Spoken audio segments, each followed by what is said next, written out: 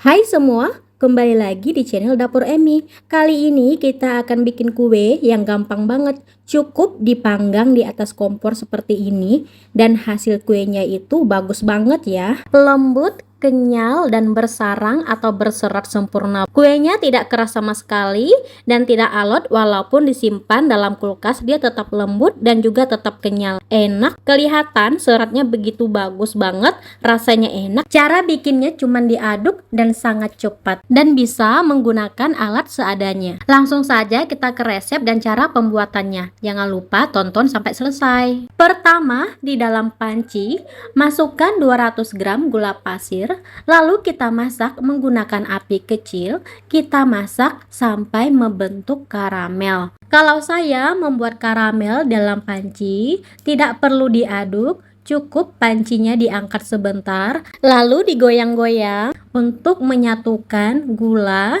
agar tidak ada gumpalan, agar gulanya itu larut dan matang membentuk karamel sampai dia berbuih dan berbusa. Jika sudah berbuih dan berbusa seperti ini karamelnya sudah jadi. Bentuk karamel, kita matikan kompor sebentar sebelum ditambahkan air, karena pada saat penambahan air akan meletup seperti ini.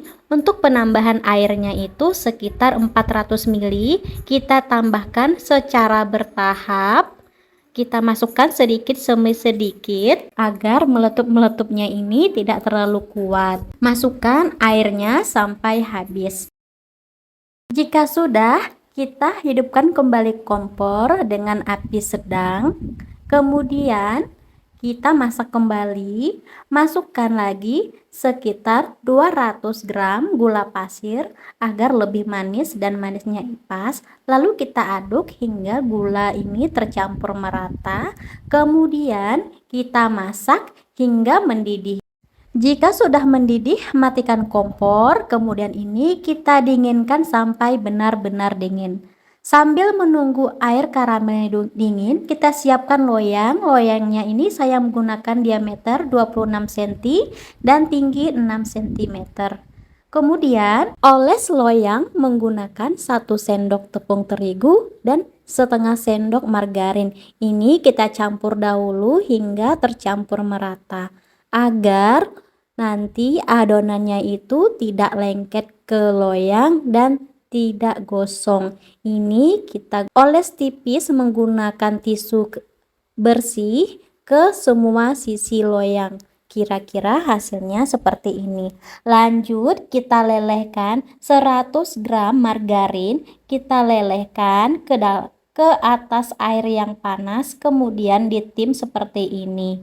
Jika sudah, lanjut siapkan 4 butir telur, kita kocok lepas, kocok hingga tercampur merata dan berbuih seperti ini. Jika sudah, masukkan 140 gram tepung terigu protein sedang, 140 gram tepung tapioka,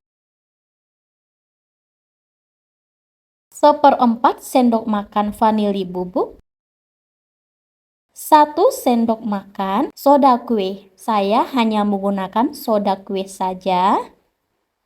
Lalu kita aduk bahan ini, aduk-aduk sebentar.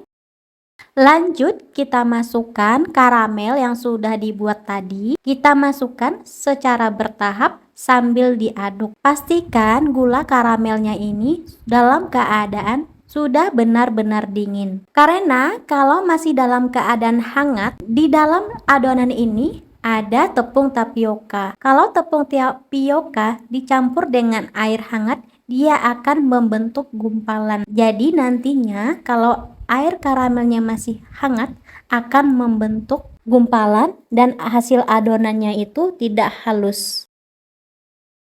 Setelah tercampur merata, lanjut kita masukkan 100 gram margarin yang sudah dilelehkan.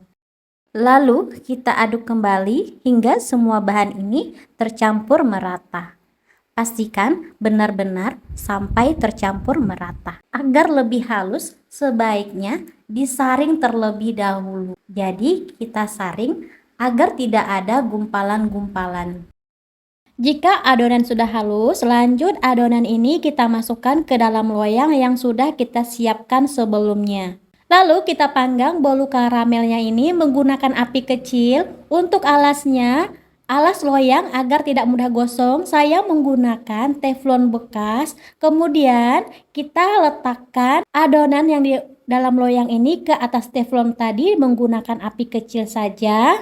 Lanjut kita masak bolu karamelnya ini, jangan ditutup terlebih dahulu. Kita masak sampai dia mengeluarkan buih dan berbusa. Kurang lebih waktunya itu sekitar 20 menit. Proses ini sangat penting karena untuk membentuk serat dan sarang-sarang bolu karamel. Jika sudah berbuih dan berbusa, selanjutnya kita tutup menggunakan tutup panci kurang lebih selama 25 menit sampai busanya itu mengering. Busanya sudah mengering seperti ini artinya sudah matang, boleh langsung diangkat. Dan ini hasilnya kelihatan sekali dari atas juga sarang-sarangnya itu terbentuk sempurna. Kemudian sebelum kita tuang dari loyang, kita sisir dulu bagian pinggir-pinggirnya agar mudah untuk dikeluarkan dari loyang sebelum dipotong-potong. Kalau lagi ada tamu maupun mau buat acara di rumah seperti arisan ataupun acara keluarga, resep ini sangat recommended sekali karena buatnya sangat mudah, bisa dicoba bikin karena rasanya tuh enak banget. Cukup dipanggang di atas kompor sudah bisa menyajikan kue seenak ini, dijamin pasti suka. Dan bisa menggunakan alat seadanya untuk membuat kue secantik dan seenak ini. Jika dirasa resep ini bermanfaat, jangan lupa like, comment, and share. Sampai ketemu di video selanjutnya.